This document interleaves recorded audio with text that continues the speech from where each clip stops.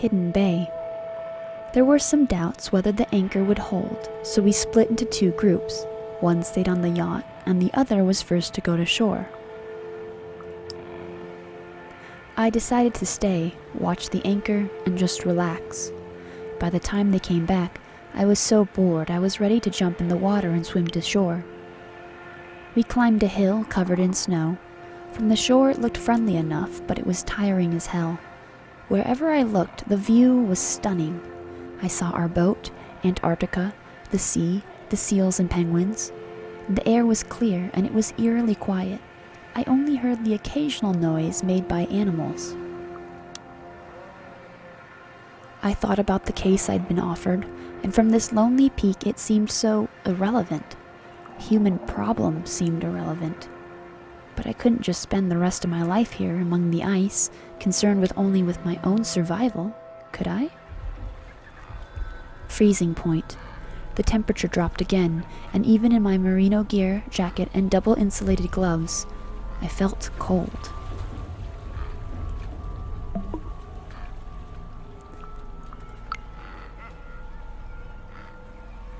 I was bored, and I enjoyed it for a while. Chris was in the galley, reading. When he saw me, he proudly showed me his book, Scott's Diary.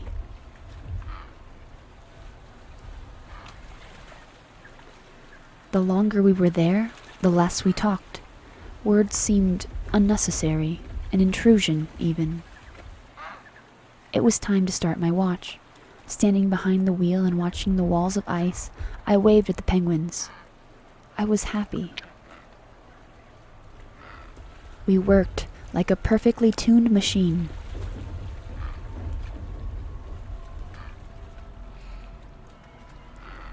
We saw a group of orcas. They were attacking a young whale. We sailed away before the hunt was over.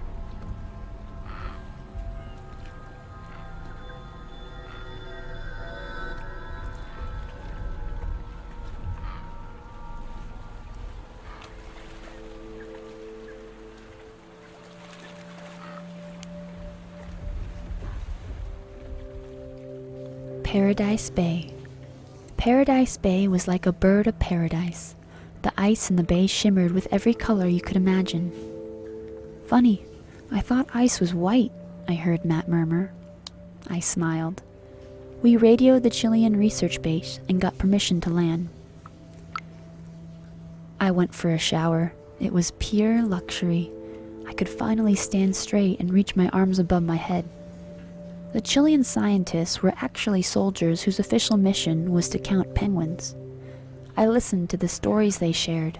They joked they were on holiday, and from the looks on their faces, serene, content, all smiles, their Antarctic holidays were doing them good. "Aren't you lonely here?" Matt asked. "Oh no, there's an Argentinian station nearby," one of them answered. From the looks on his comrades' faces, I could tell he wasn't supposed to share that story. Soon we finished our coffee, said our goodbyes, and left.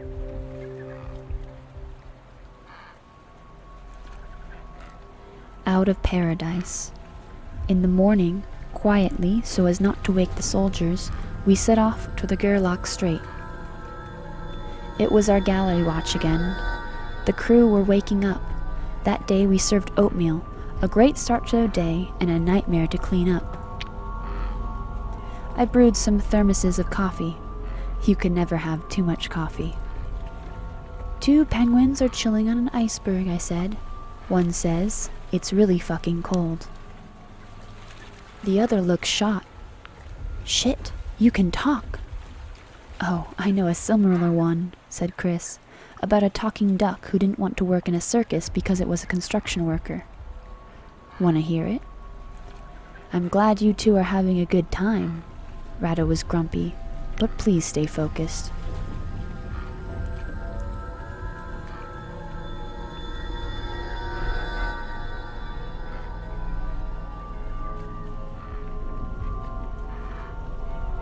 I spent some time compressing trash and stuffing it into barrels. It was insane how much trash we produced every day. I wiped the table, cleaned the oven. Every time I looked outside, the view was the same, but somehow different. Above, the clouds were in constant motion. Below, the water was mercurial. Between them were mountains of ice, hidden and exposed, passing by. Even if the boat was motionless, the scenery would change, moving all around us. It was the perfect analogy for life. Everything could change at any moment. Nothing was forever.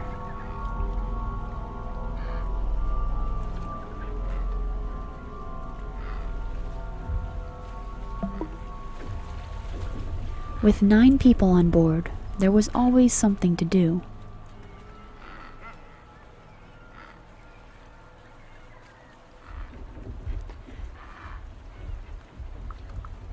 It was really the end of the world. I wasn't tired at all. Nothing but the boat moved. Our next stop will be an unusual one, Ratto grinned, as we approached Foyne Harbor just off Enterprise Island.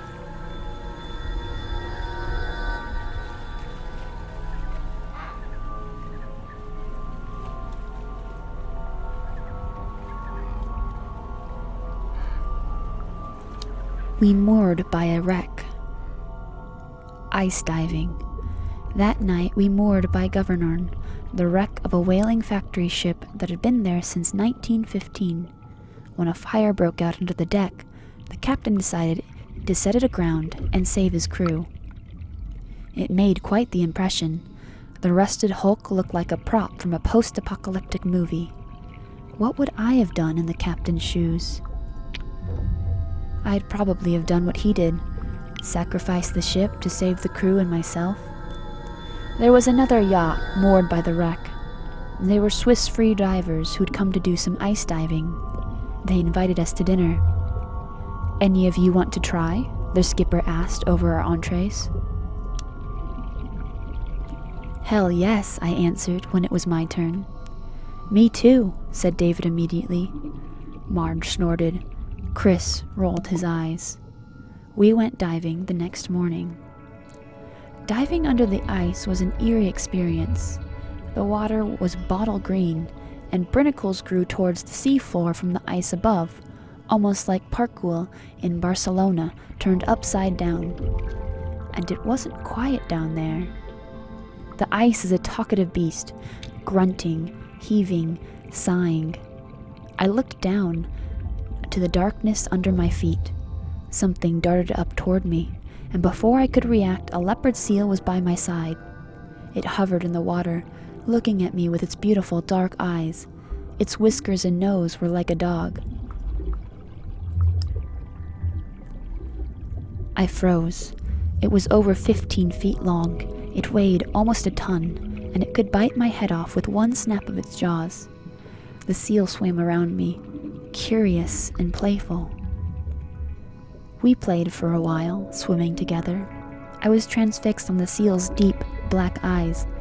It was also getting more and more excited, and when it playfully bumped into me, the next thing I knew, I was being pulled deep underwater.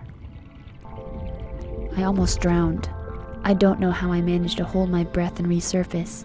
The seal was gone, jetting away like a living torpedo. That was exactly the kind of stupid risk I'd promised my husband I wouldn't take. The wind changed. In the afternoon, we noticed big chunks of ice floating towards the boat. We panicked and almost crashed, trying to escape the bay. We left the Swiss divers behind. Come to think of it, Antarctica was quite the crowded place. "Am I doing something wrong?" I asked Chris. "About David?" He looked at me. "Is that a rhetorical question?" "No, I really could use some advice," I admitted. "I think you're both partially responsible for the situation," said Chris.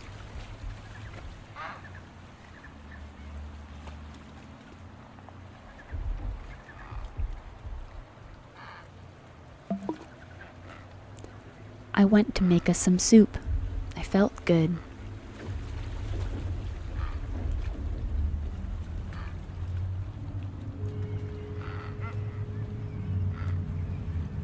With my watch over, I could finally rest. Under the starry sky, the ice shone with deep blues and violets. I felt tense. Growlers floated around us in the darkness.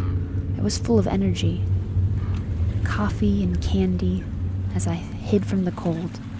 Pure pleasure. Matt and Chris were planning the day. I was listening.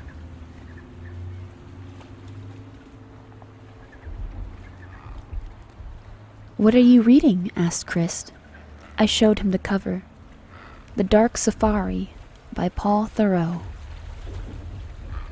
We approached Trinity Island.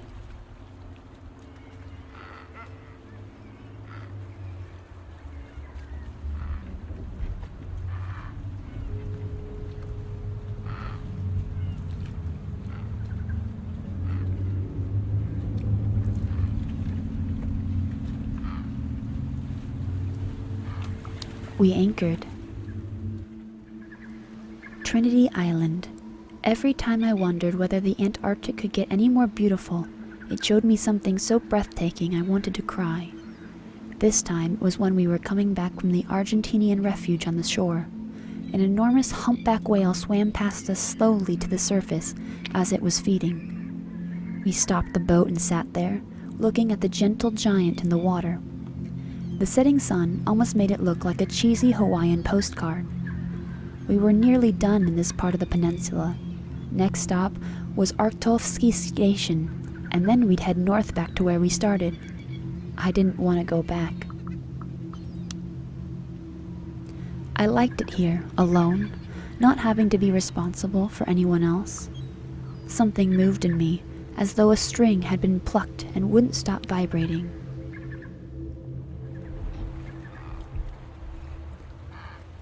In the morning, we sailed away. 5 minutes after we'd left, I promised myself I'd go back there one day. My watch was beginning. I couldn't wait till we got to Arctovsky Station. "How's your marriage?" Chris suddenly asked. "How's your boyfriend?" I countered, still that chef. "No, he broke my heart again," he shrugged. "You know how artists are."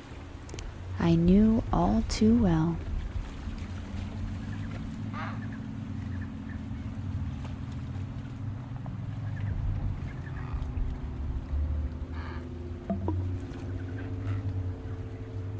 We reefed the mainsail.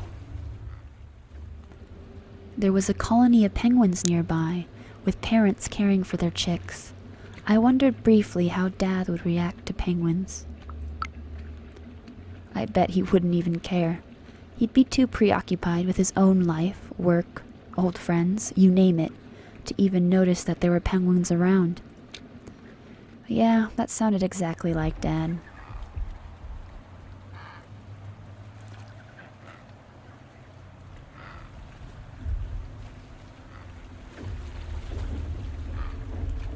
Seals hunted fish.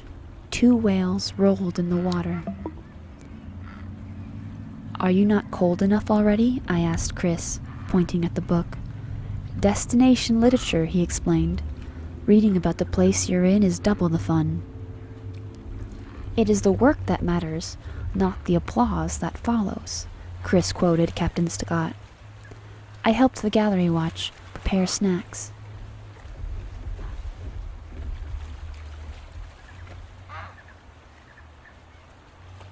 I just looked out the window. Not caring about the danger, I slept. I slept deeply, comforted by the thought of the ice around us.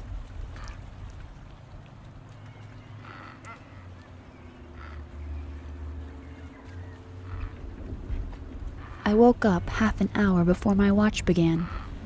Clouds gathered in the sky, and penguins swam alongside the yacht. The South Shetland Islands appeared on the horizon. Among them was King George Island, our last stop.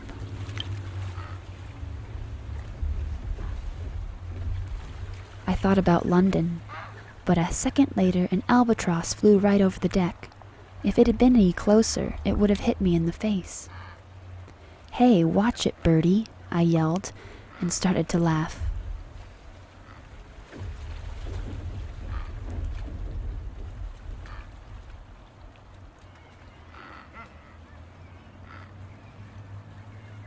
The port and its lights guided us towards the mouth of the bay, a lonely red light among the falling snow.